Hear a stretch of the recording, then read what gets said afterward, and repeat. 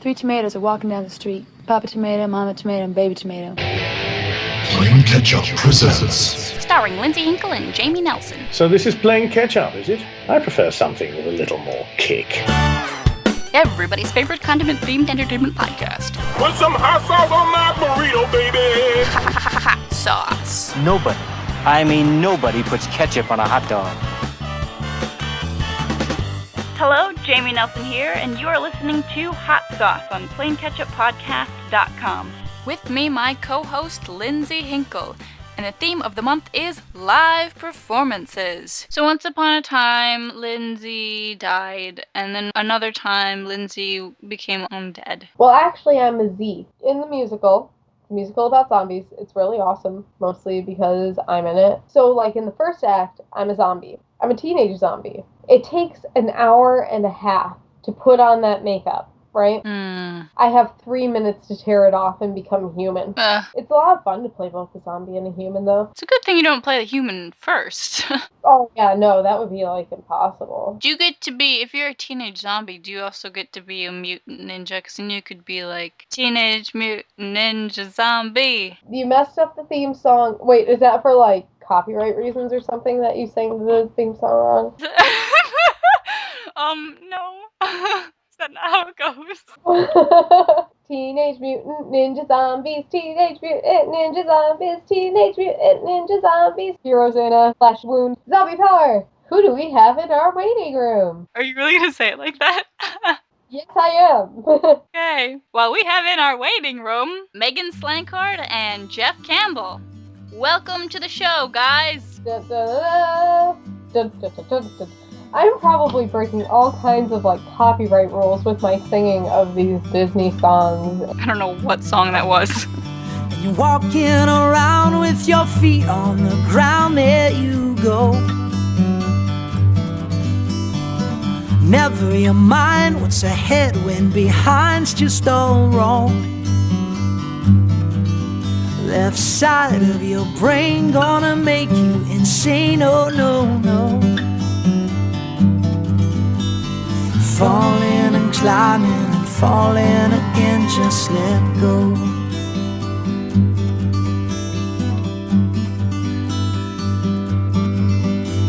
And you can't find the switch, one for stopping the itch, where'd it go? Was there one never there so you don't have to care, never know? Left side of your brain gonna make you insane, oh no, no. Falling and climbing and falling again, just let go. And even when there's silence all the time, how come it's never quiet in your mind?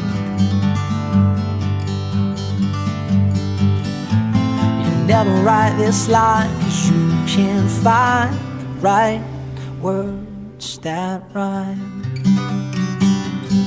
Oftentimes when there's looking, there's finding, you know. And grace is bestowed on the head to the ones looking for.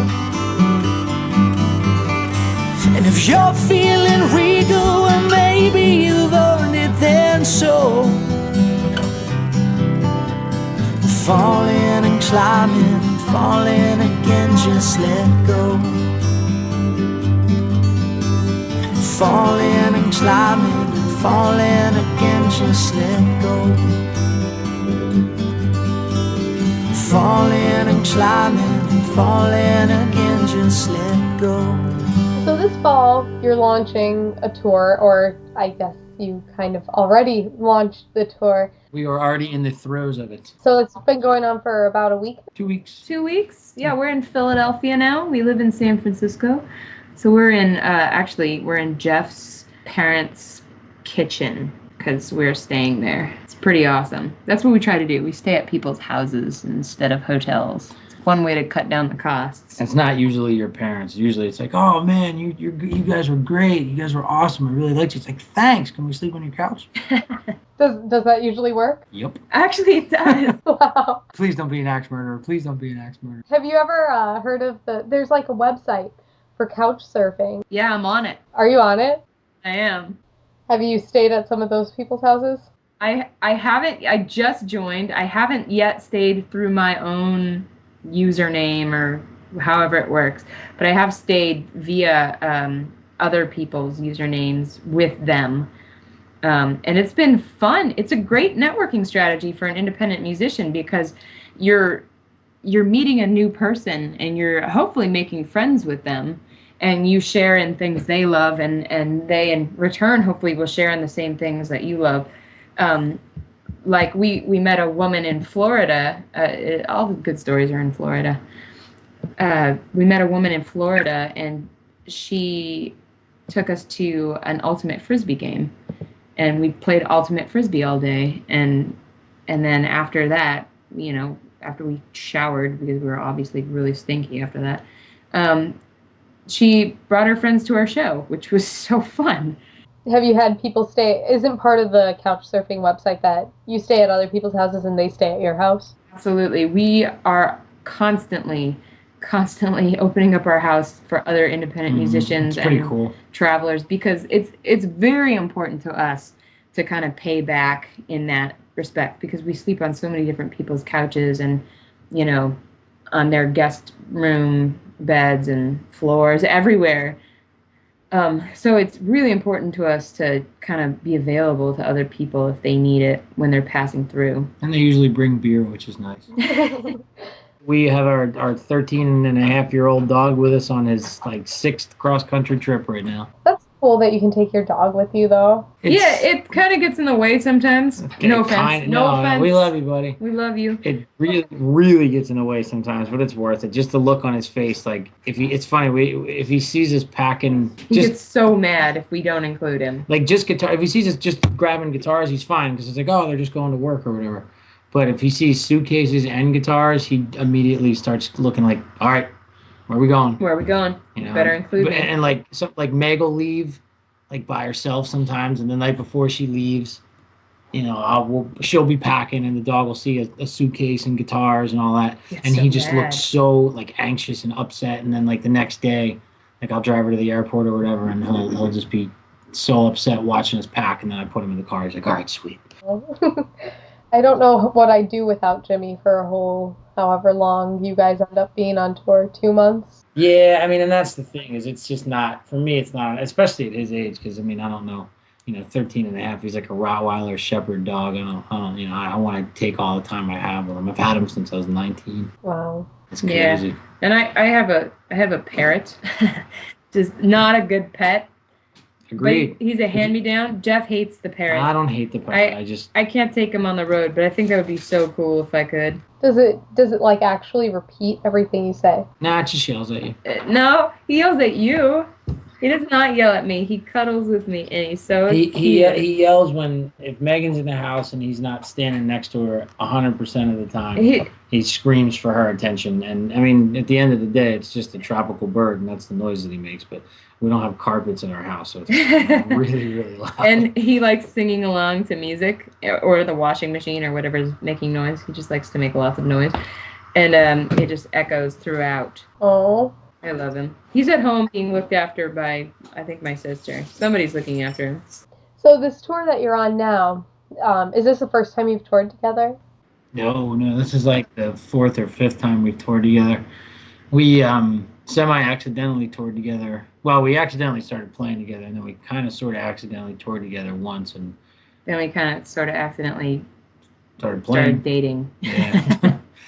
Well, that was actually, it was no accident, darling. That was well thought out on my part. Oh, you sneaky person. But yeah, we've toured together a bunch. We would tour. I'd play a set, Megan play a set, vice versa. Then slowly but surely we started backing each other up on stage and singing harmonies and playing other guitar parts on one another's songs. And then people started coming up to us and saying how much they dug us together. So.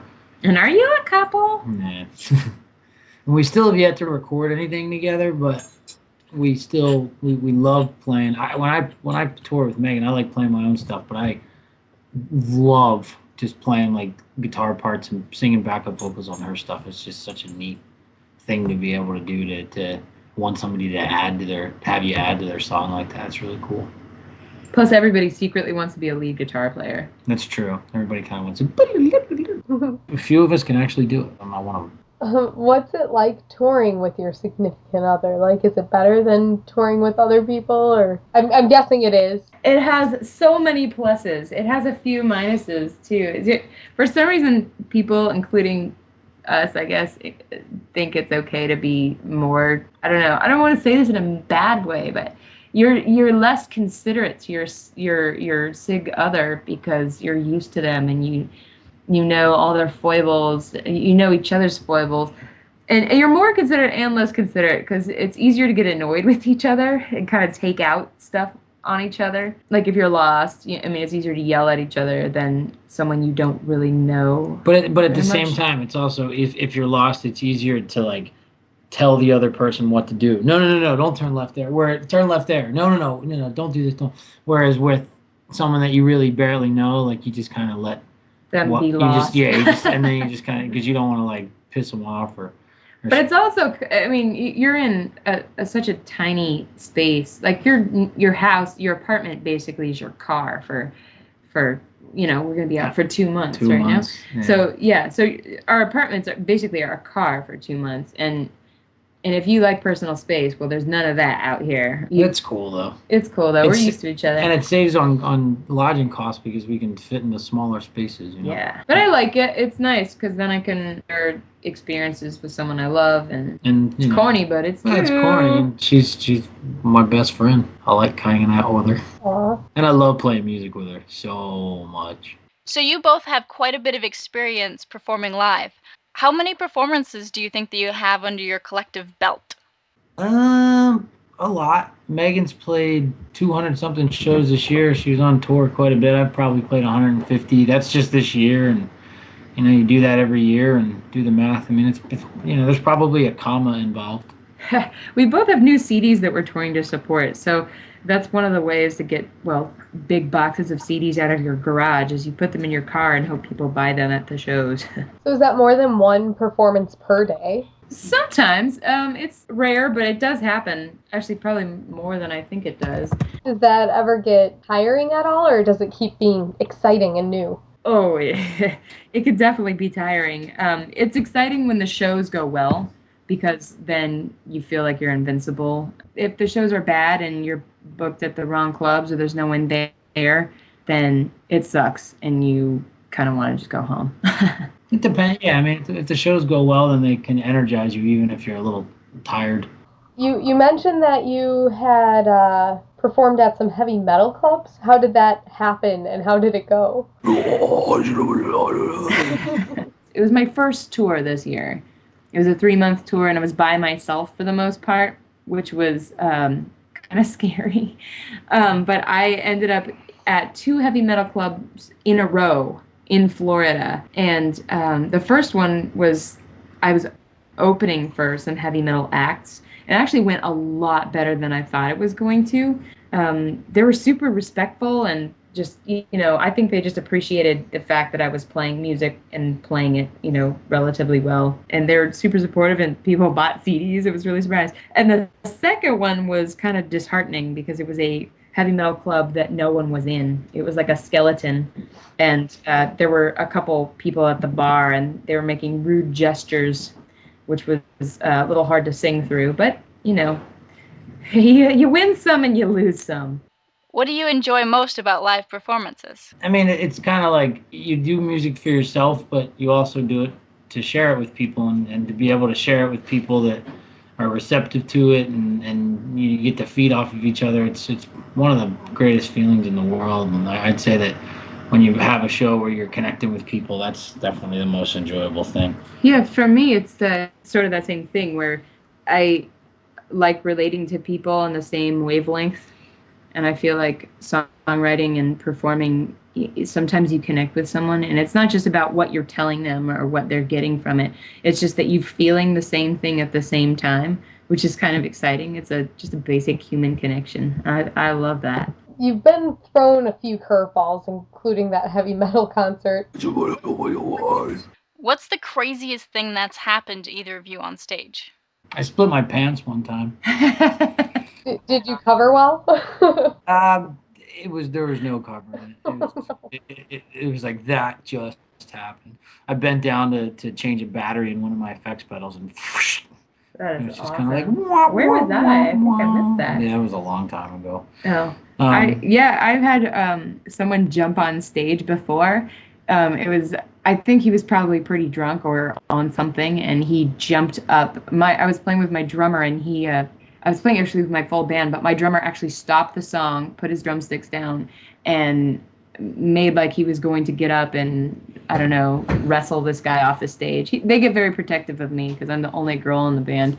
And it was pretty funny because the guy kind of sort of missed the stage, and he did a big chin into the stage. It was so horrible. The whole song stopped. The whole crowd stopped. It was an epic fail. Wow. Yeah. That was painful. I felt really bad because I don't know what he was trying to do. I think he was just trying to be, excited or something, but instead he just biffed it. And it was not fun. I think it was filmed. It might be on YouTube somewhere. So, I mean, you stopped your show for your crazy moment, and then I'm guessing it kind of picked up again after everyone was like, oh, that happened. That's the thing about live performances. Sometimes something goes wrong, but, after a couple little shaky bumps, you kind of get back on track. And did you keep playing through yours, Jeff? You get good at covering up little funny moments and stuff like that, and your personality shines through when you're put in a situation like that. And if you're just kind of real and just go, oh snap, people usually get down to it with you. I forget my lyrics on stage all the time. I don't know what it is. I'll be looking out into the crowd. I always look at singers and wonder, oh, what are they feeling right now? It must be so epic, feeling the song right now. But I feel like sometimes, I don't know, I feel so unepic. People are looking at me while I'm performing on stage, and I'm thinking about, Wonder if the Giants won. Yeah, I wonder what, maybe I should have ironed these pants. They look kind of wrinkly from here. And I mean, sometimes, I'm usually in the song and in the moment, but sometimes I just go off on these tangents. It depends on the show. If it's one of those shows where you're really connecting with people, then you don't necessarily check out as much as you do if you're playing to, an ambivalent, room full of eyes. But if you're playing, to 100 plus nights a year, sometimes the ones that go bad don't dishearten you anymore. You just kind of check out. Instead of thinking, oh, I'm going to quit, you just think, I wonder what I'm going to have for breakfast tomorrow. It sounds like that's something that I do at pretty much every job I've ever had. Oh, I should make a grocery list mentally right now. Have you had any particularly memorable performances? I like Yoshi. Yeah, we played, the two of us, kind of at the height of when people had realized that we were playing together and kind of liked it. We were asked to play at Yoshi's in San Francisco as part of like a songwriter showcase with 4 other acts. And it's this beautiful room. It's like 400 capacity. Or something. Super classy. It's just gorgeous room, and it just sounds so great in there. And it was fun because this was a new project for us, and to play a big room, songs that were still new to us, and we practiced so much. Yeah, we did. And the whole thing, I was so nervous. Scary. The sound on stage was kind of whacked, but it was great. I mean, they could have just turned the PA system off. The room was so big and beautiful. You could have just played with no amplification. Yeah. Wow. That one was good. The Boulder Theater. Oh yeah. Last year was really, really killer. Another huge venue. Megan played the Fox Theater with her band in April of this year, and her rhythm guitar player got stuck in traffic, so I got to sound check with him. That was pretty cool. The Fox is like a huge venue. Yeah, there's been some really good ones, and we've had a lot of really good nights at the Tin Angel in Philadelphia together. Yeah, living room in New York. We just have fun playing as many places as possible, I think. It's a good time. We've had some bad ones, though. Yeah, like that time the car broke down in Van Buren, Arkansas. We got stuck in Van Buren, Arkansas, and the only way I could get a beer was to join a Chili's membership club. What, seriously? I swear to God. He has the membership I card still to carry prove it it. in my wallet because it was a dry town, like a dry county. You weren't allowed to serve alcohol anywhere. But Chili's being like a chain franchise, they said we serve alcohol. That's what we do. So they had to become a private club in order to serve beer and stuff. And our car broke down. It was like 100 degrees, and we're walking everywhere. We got stuck there. We had to stay in a hotel. And all I wanted was a cold one. And the guy at the hotel was like, well, you can if you want. You have to go to Chili's. And then we walked all the way there, and then I had to like sign my life away, and the place was packed to the gills, like packed. Like With all the other sinners. But no, that's the thing. I was the only one in the entire place that had an alcoholic beverage in front of them. And when I ordered my 5th one, they were looking at me like I was crazy. So, well, now if you end up in Van Buren, Arkansas, where is that anyway? Is that like a big town? It's a tiny little thing. We were driving from Fayetteville, Arkansas, where we love. Great room in Fayetteville called George's. And then we were on our way to Dallas, and it was like $1.05 out, and the auxiliary fan and the air conditioning unit went, and kapow. It started smelling like melting glue, and we're like, all right, this is bad. And you can't just not fix it, because if you're sitting in traffic, you need it was the auxiliary fan, and the cooling system went because of the air conditioner. That's what it was. So, I mean, we had to fix it, and the place was like 1,000,000 miles from anywhere, and they was like, we'll fix it, but you guys are stuck here for the night because we can't get the parts till the morning. And it was fun. It was an adventure. It was fun. It's not really a tour. I mean, that's the one thing about touring. I mean, you can't sit there and plan out everything because things change. Like, you know, if cooling fan belt thingies, they break, and places that you were going to stay fall through. So you have to be super flexible, and if you're too regimented about things, then you start getting stressed out when things don't go the way they were supposed to. And then you don't have a good time. We have to constantly remind ourselves to be flexible and to be okay when things don't go the way we expected them to go. So when you're spending that much time on the road, does it ever start to feel like your car is more home than your actual apartment is? What happens for me all the time, which I think is hilarious, is when I come home, I want to throw everything away because I spend a couple months in the car with nothing, with a suitcase and a guitar, and a good book that I've read a couple of times. And she comes home, she's like, we have too much stuff. Yeah, and then I come home and I'm like, oh my gosh, we have way too much stuff. We need to get rid of this stuff. There's too much stuff. And then I just go through my closets and I throw everything away. And we pull up to the Salvation Army store. It's like, beep, beep, beep, beep. But it's cool because she made me realize how much stuff I have. And I've been down with shedding recently as well. Well, thank you very much. It's been a lovely interview. Thanks for your time. Thanks for having us on. This is good. Thank you. We're both on the web. I'm jeffcampbellmusic.com. That's JEFFCAM like Mary, P like Paul, B like boy, ELL music.com, and mine is meganslankard.com, which is MEGAN, S as in Sam, LANKARD.com. And we're also on Facebook and iTunes. And Twitter. And MySpace. Nobody uses it. Well, thank you very much, you guys. Thank you, Lindsay. We had a great time. Yeah, good luck on your tour. Are you stopping near Madison at all? No, not this time. The weather's too dangerous. Well, you've got like another 2 weeks before the blizzard starts. Exactly. We're tied up for 2 weeks, and beyond that, we're not going to take our life into our hands. No, we'll be in soon. Usually around the spring. All right. Well, good luck, and thank you for the interview. Thank you very much. Have a lovely night. Bye. Bye. Close my eyes briefly. Remember breathing. I tilt my head way back and let it out when I put the earbuds in. Why? This ain't no special occasion. Just a sunny hip hop, my feet ain't no persuasion. Oh yeah, no matter what the situation is, I've always got it played back. Ooh, yeah, yeah. Everything feels like a movie when I'm living to a soundtrack.